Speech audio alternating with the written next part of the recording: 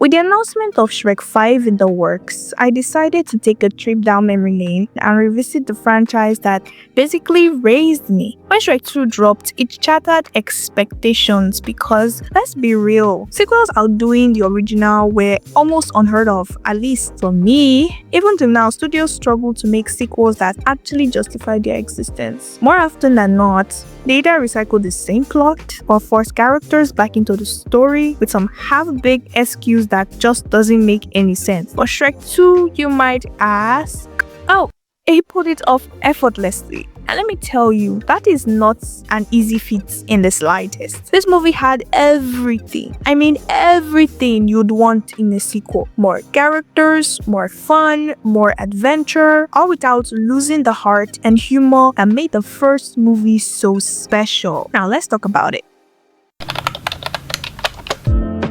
The movie begins with a cheeky recap of the first film, featuring Prince Charming inserting himself as a hero destined to rescue Fiona and live happily ever after. To summarize the first movie, Lord Farquaad struck a deal with Shrek, promising to clear the magical creatures from Shrek's swamp if he rescued Princess Fiona from the dragon-guarded castle. Shrek successfully saved Fiona, but along the way, fell in love and got married, yada yada. Now, when Prince Charming arrives at the castle, he discovers that not only has Fiona already been rescued, but she's also on her honeymoon. Honeymoon? Yikes!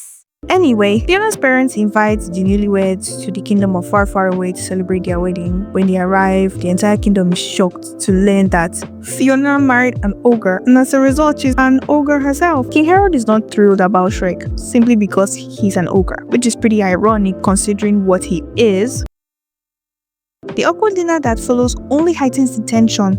Meanwhile, the fairy godmother enters the scene, bringing even more drama. This escalates when the fairy godmother pressures Harold to break Shrek and Fiona apart, citing a deal they made years ago. Harold hires Puss in Boots to take Shrek out, deceiving him under the guise of father-son bonding time.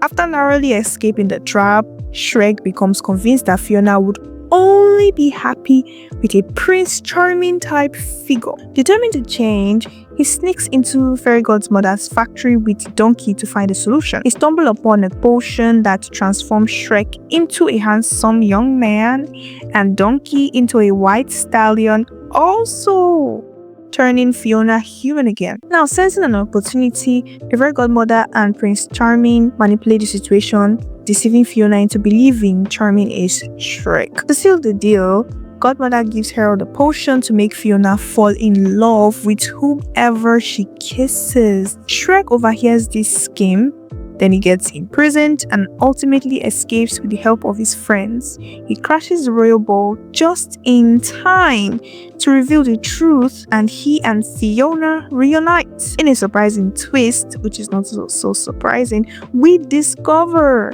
that Harold is actually a frog who is transformed into a human with the fairy godmother's help. Ironic, isn't it? The movie ends with Shrek and Fiona embracing their ogre identities and living happily ever after. Again.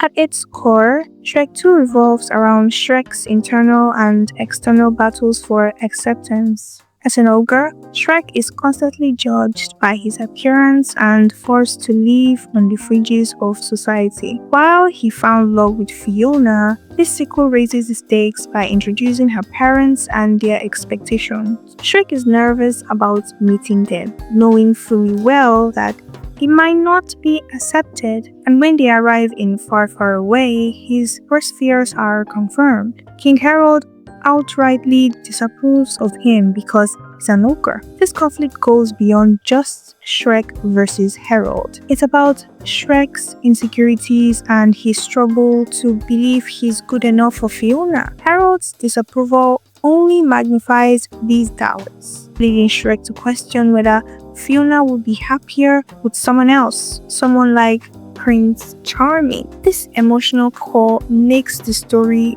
relatable and gives the comedy more depth. The conflict that arises as a result of Fairy Godmother and Prince Charming is really, really significant in the story because it's not out of place. They actually have stakes. They have emotional connections to the characters in the story. Now, Prince Charming feels wronged because he felt like he is the one that is destined to save Princess Fiona and marry her and live happily ever after, right? Instead, she was saved by someone else. So obviously, he would feel like that was his place, that was his right, and he feels wronged, and it makes sense. Like, it's not just out of nowhere. His issues, his jealousy is not just out of the figment of the imagination of the writer or the imagination of the character. It's actually grounded in something. So when he and his mother, they're scheming so as to take advantage of the fact that Shrek took that potion so that they can deceive Fiona that Prince Charming is Shrek, it makes so much sense. The reveal that Fairy Godmother actually had a deal in the past with King Harold. She now capitalizing on that fact, trying to make Harold poison his own daughter. Okay, the poison is not dangerous, but giving her a love potion so that anyone she kisses is taking her free will from her. This is wild. Anyway, we are happy that King Harold did not follow through with that plan because that will side eye all this thing leading up to it. Of course, Shrek was imprisoned to increase the stakes.